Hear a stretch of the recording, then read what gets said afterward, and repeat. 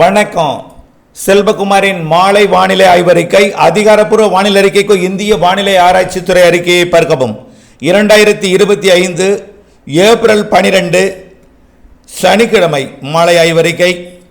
கடந்த 24 மணி நேர மழைப்பொழிவை பொறுத்த வரைக்கும் காலை அறிவித்திருந்தாலும் சில இடங்கள் தகவல் கிடைக்காமல் இருந்த இடத்தையும் சேர்த்து பார்த்தால் அரவக்குறிச்சி கரூர் 9 சென்டிமீட்டர், திருவாரூர் மாவட்டம் திருத்துறைப்பூண்டி, தஞ்சாவூர் மாவட்டம் மதுக்கூர் தலா 8 சென்டிமீட்டர், தஞ்சாவூர் மாவட்டம் நெய்வாசல் தென்பாதி, சிவகங்கை மாவட்டம் காரைக்குடி, தஞ்சாவூர் மாவட்டம் ஒரத்தநாடு, திருவாரூர் மாவட்டம் மன்னார்குடி, புதுக்கோட்டை மாவட்டம் கீரனூர், திருவண்ணாமலை மாவட்டம் தண்டராம்பேட்டை தலா 7 சென்டிமீட்டர், அரியலூர் மாவட்டம் திருமானூர், அரியலூர் மாவட்டம் குருவாடி 6 சென்டிமீட்டர், ராமநாதபுரம் மாவட்டம் ராமேஸ்வரம், புதுக்கோட்டை மாவட்டம் அறந்தாங்கி, திருவாரூர் மாவட்டம் குடவாசல், கன்னியாகுமரி மாவட்டம் பேச்சிப்பாறை AWS தலா 5 சென்டிமீட்டர்.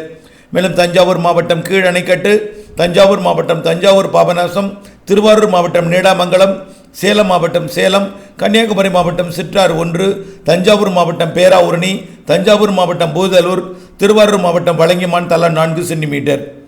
இன்னும் 3 சென்டிமீட்டரில் நிறைய இடங்கள், 15 இடங்கள் 3 சென்டிமீட்டரில், ஒரு 25 இடங்கள் 2 சென்டிமீட்டர், சுமார் ஒரு 50 இடங்களுக்கு மேல் 1 சென்டிமீட்டர் மழை பொழிந்திருக்கிறது. இன்றைய மழைப்பொழிவு ஏற்கனவே மழைப்பொழிவு மாலையே தொடங்கிவிட்டது.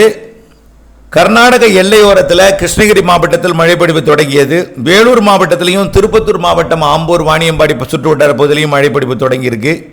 அதே போல் புதுக்கோட்டை மாவட்ட பகுதிகளிலையும் சிவகங்கை மாவட்ட பகுதிகளிலையும் புதுக்கோட்டை மற்றும் திண்டுக்கல் மாவட்டம் இடைப்பட்ட நத்தம் மேலூர் இடைப்பட்ட பகுதியிலையும் மதுரை மாவட்டம் மற்றும் புதுக்கோட்டை திருச்சி திண்டுக்கல் மாவட்டம் சந்திக்கும் இடத்துல நத்தம் மற்றும் மேலூர் சுற்றுவட்டார பகுதியிலையும்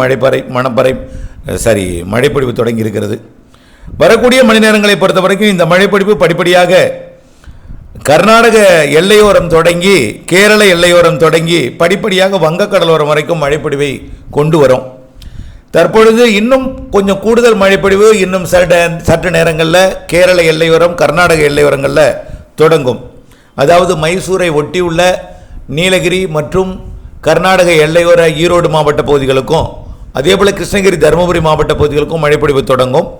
அதே நேரத்தில் நீலகிரி முதல் கன்னியாகுமரி வரைக்கும் மேற்கு தொடர்ச்சி மலைப்பகுதிகளிலையும் ஆங்காங்கே மழைப்பொழிவை தொடங்கும்.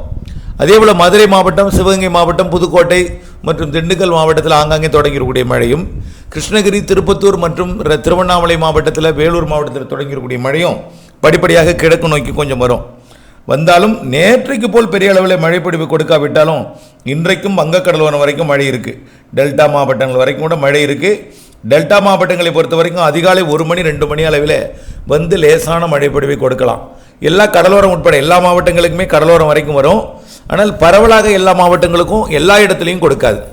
திருவள்ளூர் முதல் கன்னியாகுமரி வரைக்கும் கொடுத்தாலும் அதிகாலை நேரத்தில் கடலோரம் வரும், மிக மெல்ல வரும், நின்று பெய்யும் இடத்துல கொஞ்சம் கனமழை பொழிவு இருக்குது. இப்படி தாங்க எல்லா நாளும் வாய்ப்பு. நாளைக்கும் இதே போல தான் மேற்கு மாவட்டங்களிலிருந்து வங்கக்கடலோரம் வரைக்கும் இப்படியே 16ஆம் தேதி வரைக்கும் மழை வாய்ப்பு இருக்குது. 16ஆம் தேதி வரைக்கும் வங்கக்கடலோரம் வரும். 17ஆம் தேதியிலிருந்து மேற்கு தொடர்ச்சி மலை மாவட்டங்கள் மேற்கு மாவட்டங்களில் இருக்கும். நேற்றைய மழை போல் பெய்யாது. நேற்றைய மழை மிகவும் அதிகம், அதாவது பரப்பிலையும் அதிகம், காற்றும் அதிகம், இடி மின்னலும் அதிகம். ஒன்றே ஒன்று நினைவுபடுத்த விரும்புகிறேன். நாம் ஏற்கனவே நீண்டகால அறிக்கையில் இந்த ஆண்டு பீகார் உள்ளிட்ட பகுதிகளில் கோடை இடி மழை பொழிவில் அதாவது 100க்கும் மேற்பட்டவர்கள் உயிரிழக்க நேரிடும் அளவிற்கு இடி மின்னல் அதிகமாக இருக்குன்னு சொல்லியிருந்தோம். ஏற்கனவே ஒரு நாள் இடியிலேயே 85 பேர் பீகாரில் இறந்துருக்காங்க இடி மின்னலில், ஒரு நாள் மழையிலேயே. ஆக வரக்கூடிய ஜூன் மாதம் 15ஆம் தேதி வரைக்கும் இன்னும் 100கணக்கான பேர் இடி தாக்குதல் காரணமாக கொஞ்சம் உயிரிழப்பு பீகாரில் ஏற்படலாம்னு ஏற்கனவே சொல்லியிருக்கிறோம். காரணம் என்னென்னா, அங்கே இமயமலை ஒட்டிய பீகாரை ஒட்டிய பகுதிகளில் கார்பன் குவிதல் அதிகமாக இருக்கிறது, மின் தூண்டல் அதிகமாக இருக்கும் என்பதன் காரணமாக தான் இந்த நிகழ்வு. இது இடையே நினைவுபடுத்த விரும்புகிறேன். அதே போல் கோடை மழைப்பொழிவு இப்போ பெய்து கொண்டிருக்கிறது. அப்படியே 17ஆம் தேதி வரைக்கும் கடலோரம் வரைக்கும் வரும். 17ஆம் தேதியிலிருந்து 20ஆம் தேதி வரைக்கும் மேற்கு தொடர்ச்சி மலை மாவட்டங்கள் மட்டும் இருக்கும். ஆனால் நேற்றைக்கு பெய்தது போல் கடலோரத்துக்கு பெரிய அளவிலே மழை இருக்காது. ஆனால் வரும், கொஞ்சம் பேரளவிலே மழைப்பொழிவை கொடுக்கும். உள்ளே கொஞ்சம் கனமாக பெய்யும், ஒதுக்கி பெய்யும் இடத்துல கொஞ்சம் கனமாக இருக்கும், அருகில் ஒதுக்கி இருக்கிற வரக்கூடிய நாட்களில் மழைப்பொழிவை கொடுக்கும். அதே போல் அடுத்த காற்று சுழற்சி 21ஆம் தேதி 22, 23, 24, 25 இருக்கும். அதே போல் அது முடிந்த பிறகு மாத இறுதியில் வங்கக்கடலில் வலுவான நிகழ்வு உருவாக போகுது. 27 உருவாகி 1ஆம் தேதி 2ஆம் தேதி 3ஆம் தேதி வாக்கில் அது வட தமிழ்நாடு தெற்காந்திர கரைக்கு வர்றதுக்கு வாய்ப்பு இருக்குன்னு ஏற்கனவே நம்ம சொல்லிகிட்டு இருக்கோம். அது இன்னும் தொடர்ந்து அந்த வாய்ப்பை தான் நாம் தெரிவித்து கொண்டே இருக்கிறோம். இன்னும் நிகழ்வு உருவாகட்டும், அதை பற்றி அறிவிக்கலாம். ஆனால் கண்டிப்பாக வங்கக்கடலில் மே மாத முதல் வாரத்தில் ஒரு புயல் ஒன்று உருவாக வாய்ப்பு இருக்குது. ஒரு ஆழ்ந்த காற்றழுத்த தாழ்மண்டலமாவது கண்டிப்பாக உருவாகும். அந்தளவிற்கு வலிமை பெறக்கூடியதாக இருக்கும். ஆனால் அது தமிழ்நாட்டுக்கு மழை பொழிவை தரும். இந்தியா முழுவதுமே மழைங்க. இப்போது நேற்றைக்கு தமிழ்நாட்டில் மழை பொழிந்த அதே நாளில் டெல்லியிலையும் இடிமின்னல் மழை, பீகாரில் மழை, வடகிழக்கு மாநிலங்கள் முழுவதுமே மழை, அண்டை நாட்டிலையும் மழை, அதாவது வங்கதேசம், மியான்மர், பூட்டான் எல்லாமே மழை நேற்றைக்கு. ஆகவே இப்படி கோடை மழை கண்டிப்பாக சராசரிக்கு கூடுதல் மழை இருக்குது, மே மாதத்திலும் இருக்குது. வெயிலை பொறுத்த வரைக்கும் இன்றைக்கு, அதாவது நேற்றைக்கு பார்த்தீங்கன்னா திருச்சி விமான நிலையத்தில் 39.3, 38னா 100, 39 என்றால் 102, 102.5 டிகிரி ஃபாரன்ஹீட் வெப்பம் பதிவாகி இருக்கிறது. அதே போல் சமவெளியை பார்த்தீங்கன்னா கரூர் பரமத்தியில் குறைந்தபட்ச வெப்பநிலை 18.5, மிக மோசமான குறைந்தபட்ச வெப்பநிலை பதிவாயிருக்கு பாருங்கள், 18.5 டிகிரி. ஊட்டியை விட, அதே போல் ஏற்காட்டை விட, கொடைக்கானலை விட குறைவான வெப்பம் கரூர் பரமத்தில் 18.5 டிகிரி இரவு நேர வெப்பம் பதிவாயிருக்கு. கடும் குளிர் அப்படி பதிவாயிருக்கு. இந்த நிலை தொடர்ந்து கொண்டு தான் இருக்கும். அதே போல் மழைப்பொழிவை பொறுத்த வரைக்கும் மாதம் முழுவதும் இருந்து கொண்டே இருக்கும். மேற்கு தொடர்ச்சி மலை மாவட்டங்கள் கேரள எல்லையோரத்தில் கேரளாவில் இருந்துகிட்டே இருக்கும். அப்பப்போ இந்த 16ஆம் தேதி வரைக்கும் கடலோரம் எட்டுவது போல் மீண்டும் 1ஆம் தேதி 21ஆம் தேதியிலேருந்து 26ஆம் தேதி வரைக்கும், பிறகு மாத இறுதியில் வலுவையான நிகழ்வு 1ஆம் தேதி 2ஆம் தேதி 5ஆம் தேதி வரைக்கும் மேலே ஒரு நிகழ்வு அனைத்து மாவட்டங்களுக்கும், பிறகு மே 11, 12, 13, 14 அனைத்து மாவட்டங்களுக்கும், மே 21, 22, 23 அனைத்து மாவட்டங்களுக்கும் இருக்கும். மே மாத இறுதி நாட்களில் தென்மேற்கு பருவமழை தொடங்குகிறது. இதெல்லாம் நான் ஏற்கனவே சொல்லியிருக்கிறோம். தென்மேற்கு பருவமழை இந்த ஆண்டுக்கு சராசரி கூடுதல்.